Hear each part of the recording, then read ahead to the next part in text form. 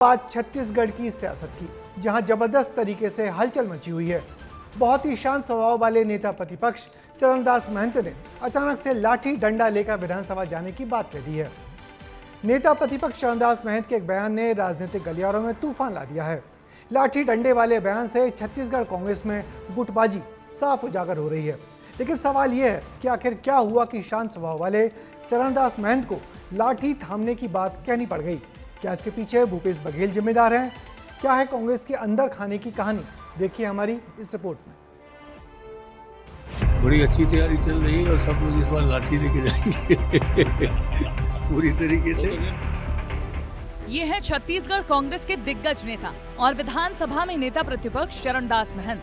जब मीडिया ने उनसे पूछा कि विधानसभा की क्या तैयारी है, तो उन्होंने दो टूक जवाब दिया कि इस बार वो लाठी डंडे लेकर विधानसभा जाएंगे। सवाल यह है कि आखिर चरणदास महंत जैसे शांत और अनुभवी नेता को लाठी थामने की नौबत क्यों आन पड़ी? तो इसके पीछे की कहानी छत्तीसगढ़ कांग्रेस की अंदरूनी गुटबाजी से जुड़ी है। दरअसल 23 जून को प्रदेश प्रभारी की मौजूदगी में भूपेश बघेल ने चरणदास महंत से कुछ सवाल पूछे थे।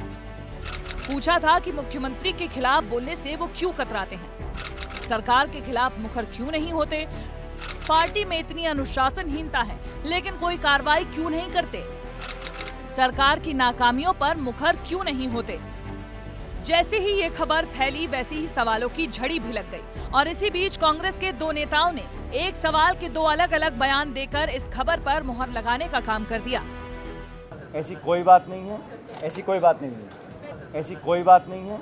हम सब जानते हैं कौन जिम्मेदार है। ऐसा है, राजनीति में हमले नहीं होते। इशारा जनरल था, उनने ये कहा भूपेश जी ने कि जैसे बीजेपी राहुल गांधी राहुल गांधी राहुल गांधी राहुल गांधी राहुल गांधी, उस तर्ज पे उनका कहना था कि इसमें भी कोई स्ट्रेटेजी ऐसी बननी चाहिए कि जहां जिसकी कमी आ रही है वैसा रिस्पॉन्स होना चाहिए। एक तरफ पायलट ने इनकार किया तो दूसरी तरफ टीएस बाबा ने हामी भरी। ये बयान छत्तीसगढ़ कांग्रेस की गुटबाजी को भी उजागर करते हैं।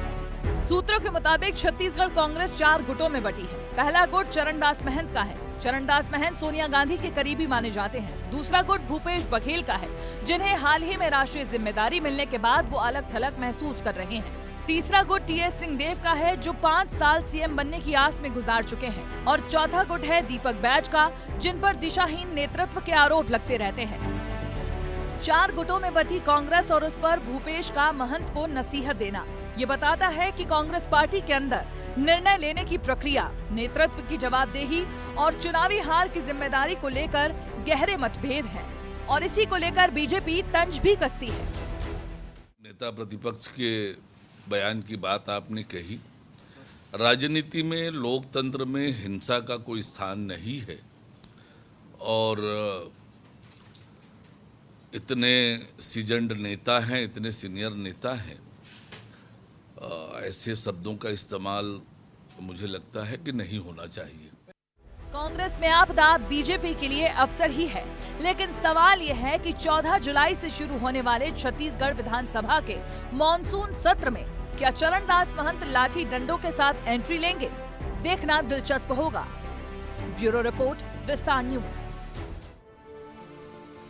छत्तीसगढ़ की राजनीति में नेता प्रतिपक्ष चरणदास महंत ने लाठी शब्द का उपयोग दूसरी बार किया है।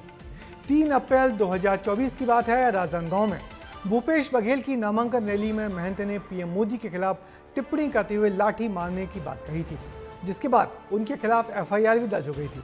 और अब उन्होंने विधानसभा में लाठी ले जाने की बात कहकर ये संकेत तो जरूर दे दिए हैं कि मानसून सत्र में विपक्ष के तेवर बहुत तल्ख होंगे और खासतौर पर नेता प्रतिपक्ष चरणदास के भी।